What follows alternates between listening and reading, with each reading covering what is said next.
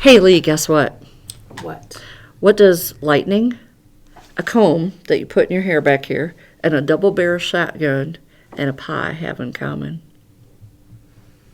A good time on Friday night In Kewanee. in Kewanee? No. But you're about to find out. Stay tuned. Buckle up. Buckle up. It's time for Kewanee Memory Lane, where we cruise down the 4 lanes of Kewanee history with a detour of fun uncovering the past,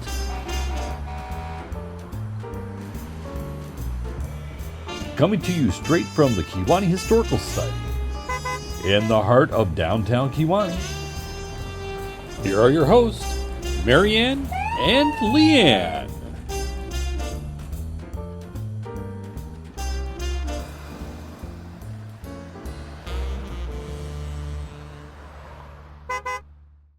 Hi, I'm Leanne. And I am Marianne.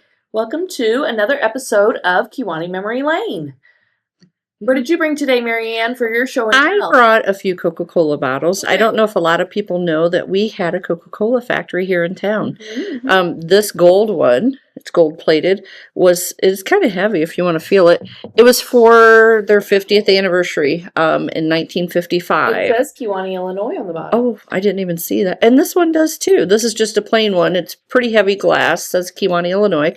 Their shop or their factory, whatever, was on the corner of Teddy and McClure, where what's that investment? Pat Colada. Pat Colada. Thank you, Edward Jones. Yeah. So that's where they're at now. And in the back is where they made the cola, and there were a few people in town that knew the secret recipe. Ooh. Yeah, and I forget when they went out, but yeah, I just thought I'd grab them and show people that we do have some of the things from that time.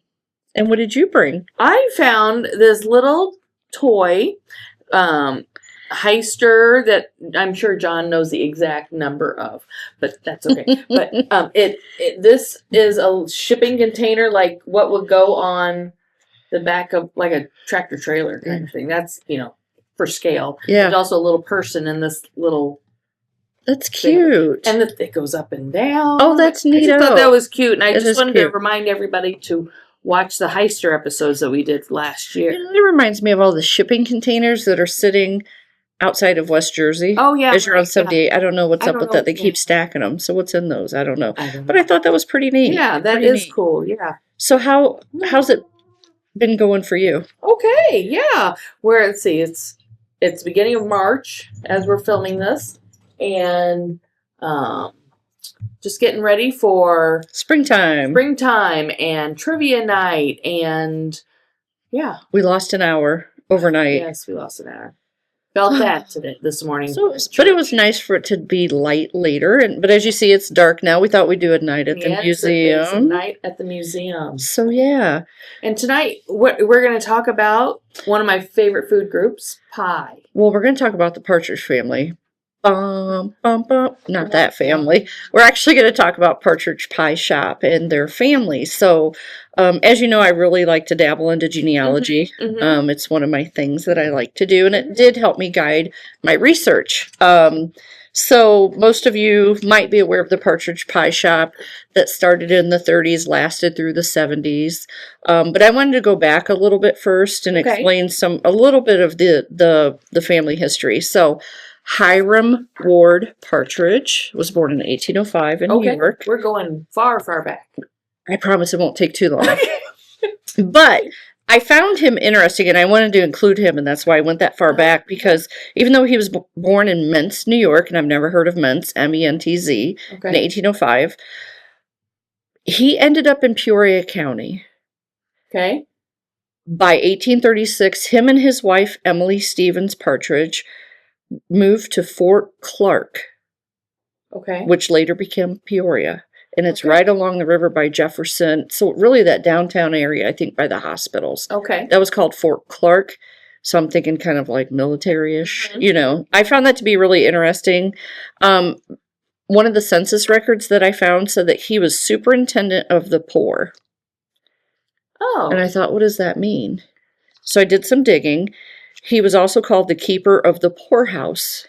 in Okay. Peoria. So he was elected twice to be the superintendent around 1850. Like I said, he served two terms. So he was there really making sure they had what they needed and assisting them. And I thought that was pretty neat. Mhm, You know, yeah, I just, interesting. as a helper myself, I always like to Yeah. find the other helpers. Yeah. But they had their family. They started in New York. They ended up in Peoria. Their son Josiah was born in 1837 in Timber Township, Peoria. Okay. Is that township still around? I couldn't really find it, so if anybody, but he did die in Smithville, Peoria, but Okay. I'll get to that. I forgot something. I want to back up for a minute. Okay. Hiram, I do have some stuff if anybody ever wants to know. It did talk about his salary for this being the superintendent for the poor. It was $275. Year? 1848. Wait, is that a year? Yeah, a year. And I don't know what that would be now, but it Yeah. just to me didn't sound like very much. No. But anyway, I found this on Ancestry.com. Oh. So I just wanted to include that. But anyway, Josiah, here's a picture of Josiah. This is his son. And this is his daughter-in-law, Nancy Champ. So Josiah and Nancy are the parents of William. He's the one that started Partridge Pie Shop in Kewanee. Trying to decide what's going on with her head. Well, she has like a little comb that would have been popular at that time. So Okay, like so you questioned it also. I did question it. So it's like a severe part, and then I'm like, it looked like she hacked her hair off, but it's like looks like a mohawk. it does look like a little thingy, and I was like, what is that? Okay, I can see a So- little hand sticking. So I think in the day they put like a comb in there, and it stuck up about this Yeah. much, and it was just like, yeah. Well, I wish John's somebody got me would've told going. people. Yeah, but she's that- very severe looking, Yes. and just, oh my goodness. So these poor people, and he's got some kind of hunting rifle, He was very proud of it, I guess. So they were born early, the 1830s, 1840s, and they lived until 1887 for her, 1915 for him. They died in Smithville. Okay. But like I said, their son, William, is the one that started the pie shop. Okay. And he was born in Peoria, 1869. Okay. He ended up in Kewanee with his first wife, Lillian, around 1902. Okay. And they had 6 children. And I gotta see where not long after he got into town, there's a connection with your Mr. Brady, J.P. Brady. Uh-oh. Yeah. So, William Brady takes possession of a room owned by J.P. Brady. William Partridge has leased the bowling alleys owned by J.P. Brady on 3rd Street and will reopen them tomorrow. The alleys have not been in use lately. On the opening day today, it started and prizes will be offered for the bowler making the highest score. Sorry, something got cut off. It didn't make sense. But yeah, whoever gets the highest score, they're going to get a prize. Okay. Where would... I want to say it's like around in the Cocos area. Like that West 3rd. Okay. Yeah. So you think was it the place in the basement? That's what I was, because it had West 3rd Street, and I'm really placing it like right there, like you were saying, those. But it could be, his place. We really got to figure out, like, between Brady and whoever, what all was going on in there, and that's a whole nother episode. But anyway, they're going to have a tournament, and Mr. William Partridge, he was a big bowler, and, he just, while he was doing that, he became a cook at the Windsor Cafe. Okay. And, the Windsor Cafe was on 3rd Street. Yes, it was. I have so many papers. I'm so sorry. I'm just trying to keep them all organized here.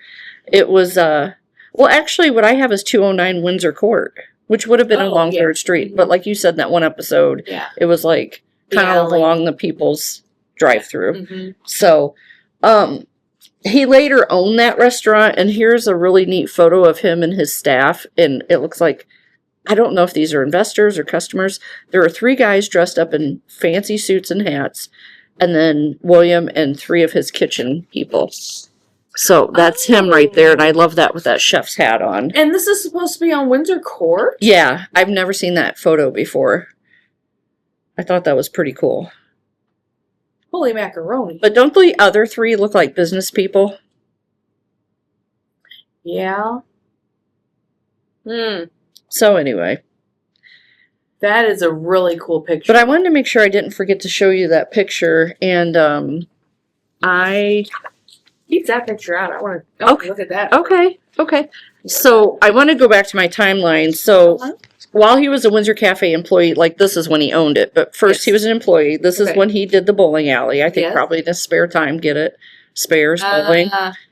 Sorry. Just struck out. Anyway. Oh, that was a good one. That was a good one. Thank you. He kind of moved around, so he really was like, he was in the restaurant game, trying to figure out what he wanted to do. He also ended up at the Saratoga Cafe as a cook. He ended up at the Crown Restaurant on West 2nd Street as an owner for a little bit of time. Then at the Savoy Cafe, couldn't really find a lot of information about the Savoy. Okay. So we're talking about maybe a year or two between each venture. Then he's back at the Saratoga Cafe as a chef, cook chef. Yeah. Then at the Windsor Cafe, and I date this around 1918, this photo. Okay. So he came to Kewanee in 1902-ish? 1902, him and his wife, they had 2 kids, they got settled, and he's got all this enterprise going on and trying to figure out what he wants to do. Okay. Well, during that time, he had some kind of difficult times. He had some ups and downs, but he did run for independent for Wethersfield clerk because there were 2 different townships at that time, 1912. He was on the ballot. I did find that in the newspaper. He didn't win. He had, him and his wife, they ended up having more children born in Kewanee, and their youngest, Ruth May Partridge, she died. She was born January 8th, 1915, and she died the next day, so January 9th. So it was a pretty sad time. I'm not sure what caused her death, but she was the 6th child of William and Lillian, his first wife. All the rest were living. All the rest were living. We had 1892, 1894, 1895, 1902, 1908, 1915. So, and then about that time, we had a smallpox quarantine here in Kewanee. Their house was quarantined. I don't know if that's what killed her, but their family was quarantined. I did find newspaper articles about when he was going to reopen and go back to work, whatever restaurant. Shortly after their daughter died, his wife Lillian died after like a month or two's illness. So she died February 26th of 1915. I don't know if it was smallpox. I don't know if it was complications of childbirth, because back then it was different. They don't have things like we have now. So I'm not really sure what happened.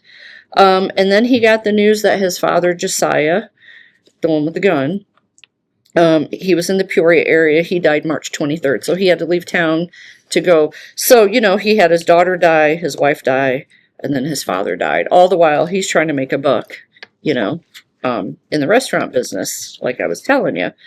So, It support all those other kids. I know. He quickly found another wife, though. I mean, I don't mean to be, that probably wasn't the best delivery. So basically, you gotta do what you gotta do. You got 5 kids, and back then, I'm not, it's hard to raise 5 kids on your own, and the older kids were getting older and kind of moving on their own, doing some things. A couple of them went into. Guy. At least we knew he could cook. Yeah, exactly. He could cook. But a couple of their kids did go into education, so the older kids were kind of moving on, doing their own thing. Okay. But he and his second wife, Eleanor, I'm still laughing. They had 4 kids together: Gerald, Glenn, Charles, and Eleanor May. So a daughter named after them. And oh my gosh. so Gerald, Glenn, Charles, and Eleanor. So Mr. William Partridge had 10 kids. 6 with one wife, 4 with the other. Anyway, And what year was he born? I'm just. So let me go back to my sheet. William was born in 1869, and his last child was born in 1921. So he was getting up there. He was 60. He was getting up there. He was getting up there. And the wife he married, she was, still in childbearing years, right? And she gave him 4 more children. Okay. Third son, Charles, was born February, more tragedy. We listen and we don't judge. I know, and you know what's coming is just, it's more tragedy for William, Okay. His son died at the age of 10 months old from pneumonia, and I found a cute little picture of him, and he's got little blonde hair, and he's just so cute and precious. And Thanks. I'm just like, oh my God. And then, we're going to go to 1918. William, he's just laying in bed. He's awake. He's just kind of whatever. He's got a brass headboard. He's got his arm flung on the headboard, and lightning strikes. Oh my! While he's awake, and he gets the shock of his life. He's struck by lightning. Does he get killed? He does not get killed. So wait. I mean, what are the odds? Number 1. Number 2. His house has to be made of wood. Well, how did he get to his bed? Okay, I don't know. It's June 6, 1918. To receive an electrical shock during the severe thunderstorm Tuesday night was the experience of William Partridge, chef at the Windsor Cafe. So this restaurant, this is, Okay. He was lying awake in bed with one hand flung against the brass railing at the head of the bed. He was distinctly shocked and stunned as an especially loud clap of thunder shook the city. Seriously. Upon arising, he expected to find the house torn to pieces by the stroke. This was not the case, however, and no damage had been done either to the house or the trees in the yard. Mr. Partridge stated that he had often told his children to keep their hands off metal beds. So their beds were, Yeah. during an electrical storm, and that hereafter he proposes to practice what he preaches. And I'm like, I never even would have thought of that. Like, when you're in bed. I call sus. I don't know what happened there, I don't know. It was in the Star Courier, June 6, 1918.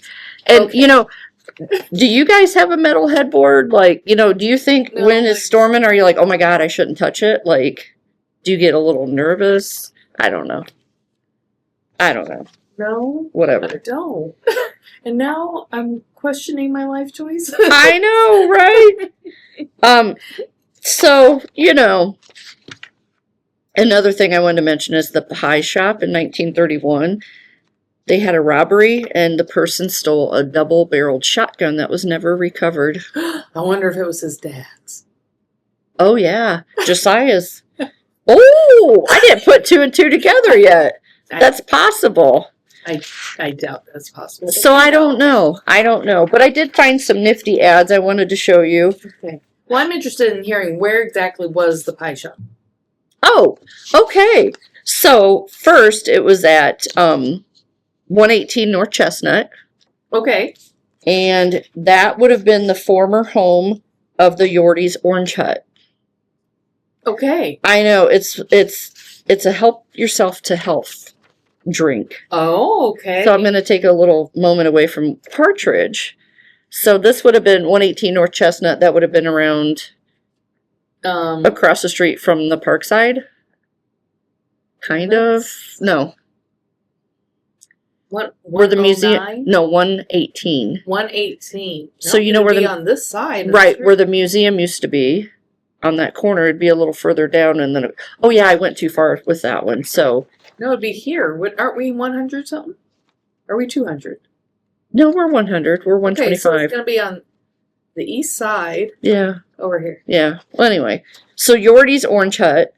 They were across the street from the Peerless Theater. Thank you. I finally found it. It's by far the most healthful and refreshing drink in town. Bring your thermos bottle with you. We'll fill it up with true orange juice.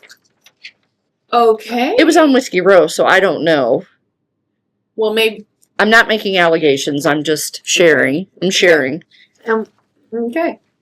But the Partridge Pie Shop, they moved wait there. Wait a minute. Okay, go ahead. 1928. Uh-huh. middle of the Depression. Yeah. So, Yeah. okay.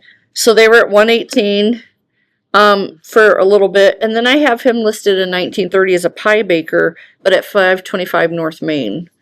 Because I'm in and out of those city directories we have downstairs in the reference section all the time.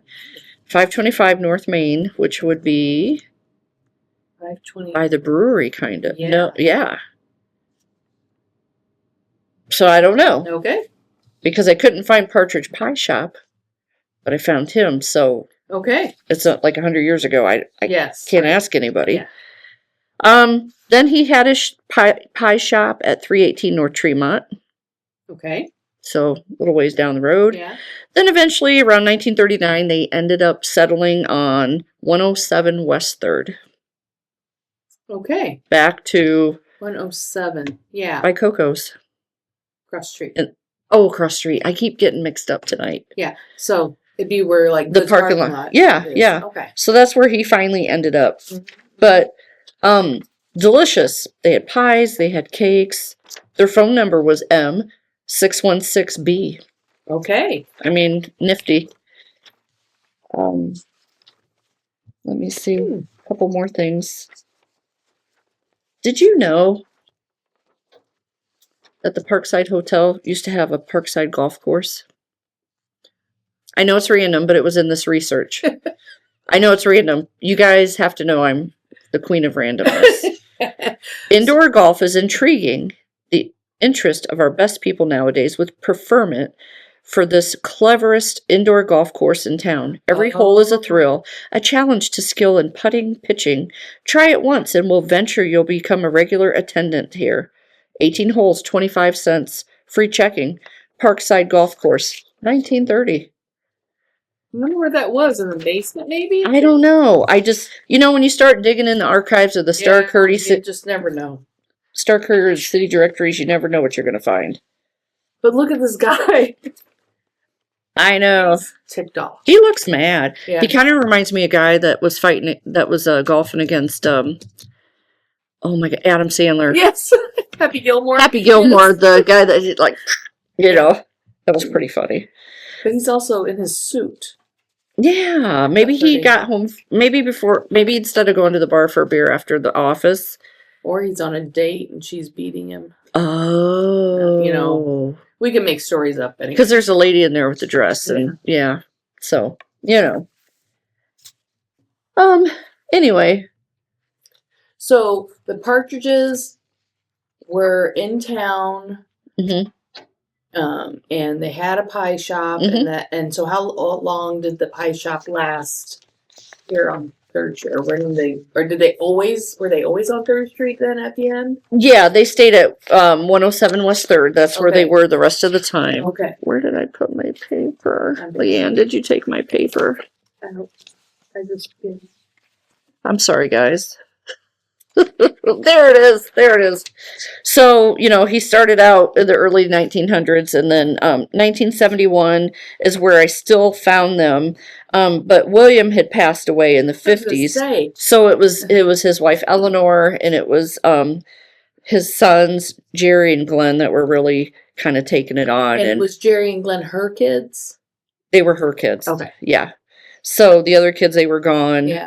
Like I said, started their own lives, somewhere in Sure. teaching and whatever. Some ended up in Florida. I didn't chase them around too much, but the next generation of the pie shop, though, was Glenn, and he was known all over Kewanee as Pies, just Pies, Okay. Pies Partridge. Here's a nice photo that was sent to me from his sons, Ron and Gerald, and another Glenn. This, you can't really tell in this picture, but the van or the vehicle looks more like a station wagon. It's reddish in color. So he delivered many pies all over. It says pies and pastries. Mm-hmm. Cool. They sold their pies to stores and restaurants, and they sold to the schools. But, they would have donuts and pies to go to the schools. Because back in the day, I think every meal, lunch and supper was like a dessert. Now we don't really do that anymore. But can you imagine homemade pies at school? Delicious. Oh my goodness. Now it's frozen. Yeah. Sorry. But anyway, in their heyday, they baked and delivered 100 dozen. 100 dozen.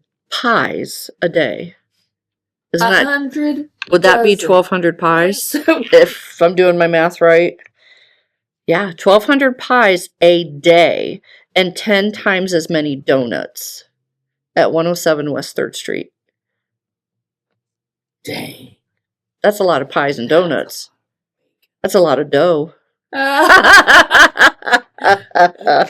Anyway, we are so this was also when Walworth had a huge cafeteria for their employees, and there were many more restaurants in town. So, it makes sense. Right, And right. some of the articles I was reading about the family, they were quoted as saying, back then you could really make money. Anybody could open a diner. And so they really relied on them to help, so provide some of that. Did they have like a place where you could go in and buy You could just go in and buy the pie too. Okay. Yep. And here's a neat photo I like of him, Glenn. I don't know the year on this, but he's got a hat and the pipe going. Like I said, his dad passed away in 1953. He and his mom and siblings continued to run the pie shop or the bakery. And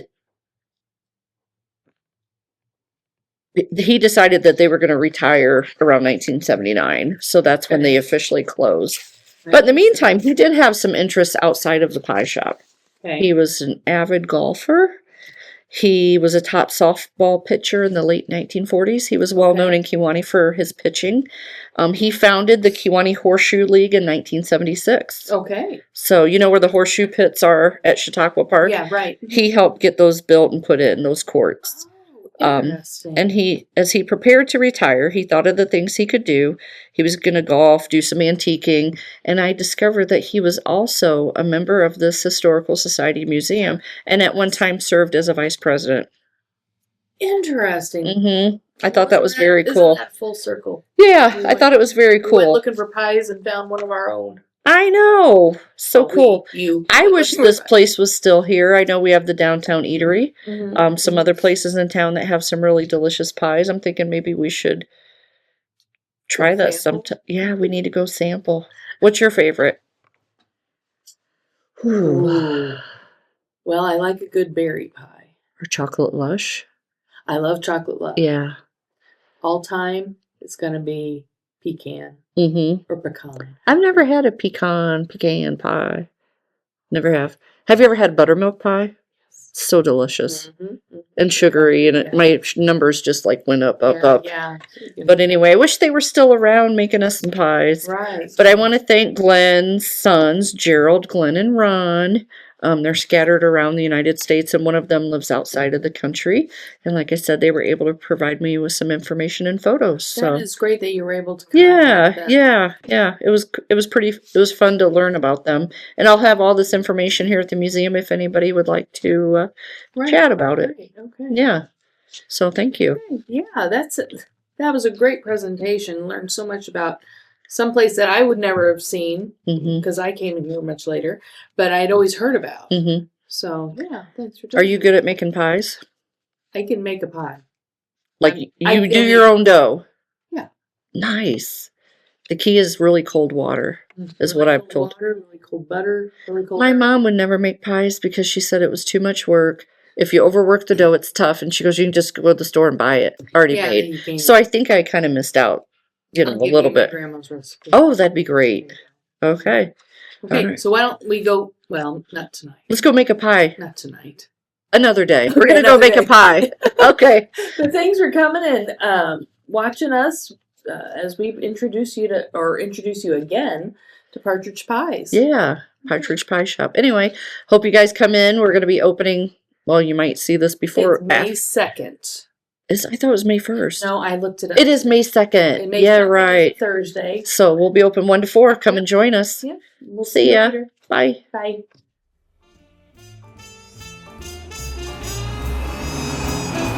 Thanks for cruising with us today. We hope you enjoyed the show and you'll join us for our next cruise down Kewanee Memory Lane.